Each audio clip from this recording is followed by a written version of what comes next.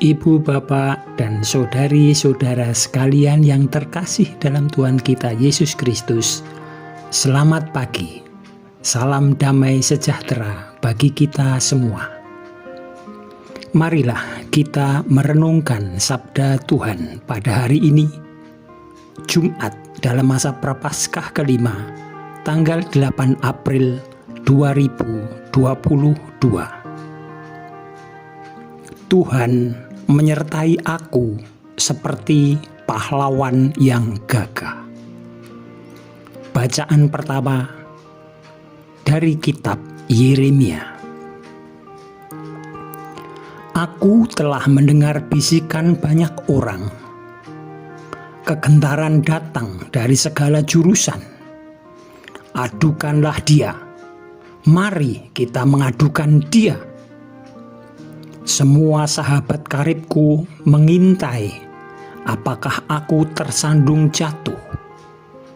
Kata mereka, barangkali ia membiarkan dirinya dibujuk, sehingga kita dapat mengalahkan dia dan dapat melakukan pembalasan kita terhadap dia.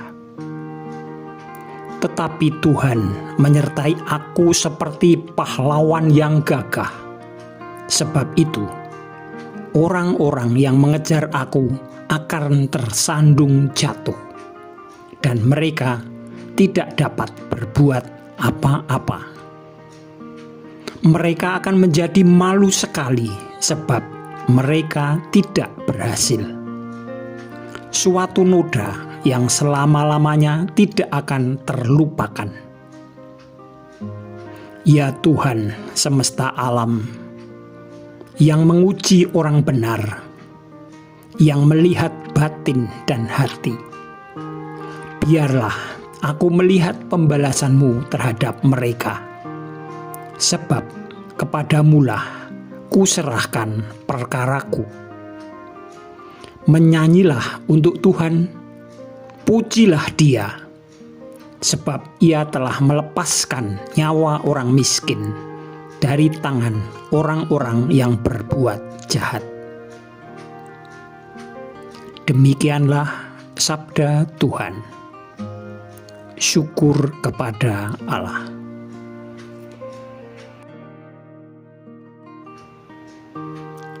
Semoga Tuhan beserta kita sekarang dan selama-lamanya. Inilah Injil suci menurut Yohanes. Dimuliakanlah Tuhan. Sekali peristiwa, orang-orang Yahudi mau melempari Yesus dengan batu. Tetapi kata Yesus kepada mereka, banyak pekerjaan baik yang berasal dari Bapa-Ku, kuperlihatkan kepadamu. Manakah di antaranya yang menyebabkan kamu mau melempari aku dengan batu? Jawab orang-orang Yahudi itu, bukan karena suatu pekerjaan baik maka kami mau melempari engkau, melainkan karena engkau menghujat Allah dan karena engkau menyamakan dirimu dengan Allah, meskipun engkau hanya seorang manusia. Kata Yesus kepada mereka, tidakkah ada tertulis dalam kitab Tauratmu? Aku telah berfirman, kamu adalah Allah. Padahal kitab suci tidak dapat dibatalkan. Maka jikalau mereka kepada siapa firman itu disampaikan disebut Allah, masihkah kamu berkata kepada Dia yang dikuduskan oleh Bapa dan yang telah diutusnya ke dalam dunia, engkau menghujat Allah, karena aku telah berkata, aku anak Allah? Jikalau aku tidak melakukan pekerjaan-pekerjaan Bapa-Ku, janganlah kamu percaya kepadaku. Tetapi, jikalau aku melakukannya dan kamu tidak mau percaya kepadaku, percayalah akan pekerjaan-pekerjaan itu, supaya kamu boleh mengetahui dan mengerti bahwa Bapa ada dalam aku dan aku di dalam Bapa. Sekali lagi mereka mencoba menangkap Yesus, tetapi ia luput dari tangan mereka.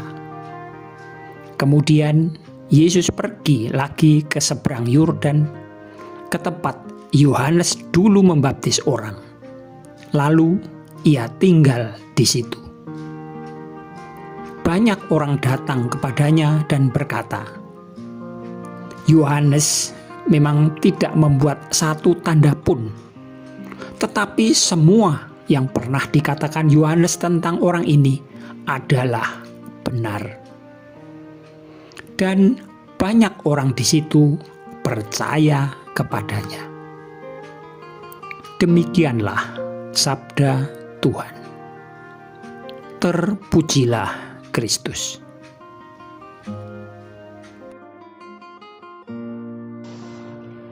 Renungan dari buku Ziarah Batin. Setiap orang memiliki persoalan hidup. Cara kita menghadapi dan mengatasi persoalan itu berbeda-beda pula. Keluh kesah Nabi Yeremia karena tekanan jabatan pun sering kita alami di dalam pekerjaan, tugas dan tanggung jawab kita. Apalagi situasi pandemi COVID-19 yang sudah kurang lebih 2 tahun melanda. Target yang ditetapkan terasa begitu tinggi dan banyak rekan kerja menunggu kesalahan untuk memutus hubungan kerja dengan kita.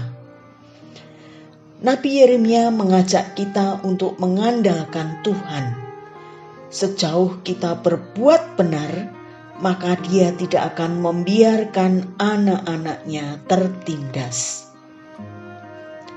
Meskipun seringkali kita akan berhadapan dengan orang-orang yang mengambil kesimpulan sendiri dan sudah memiliki cara pandang sendiri terhadap kita, tetapi tidak seorang pun akan menyakiti kita sejauh kita melakukan tugas dan pekerjaan kita seturut kehendaknya, sebagaimana Yesus lakukan saat berhadapan dengan penolakannya.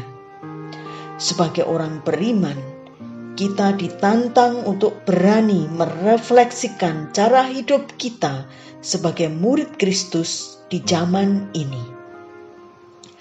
Apakah kita sudah beriman dengan baik? Sudahkah kita menerima Yesus Sang Juru Selamat dari dalam hidup kita? Marilah kita tutup dengan doa.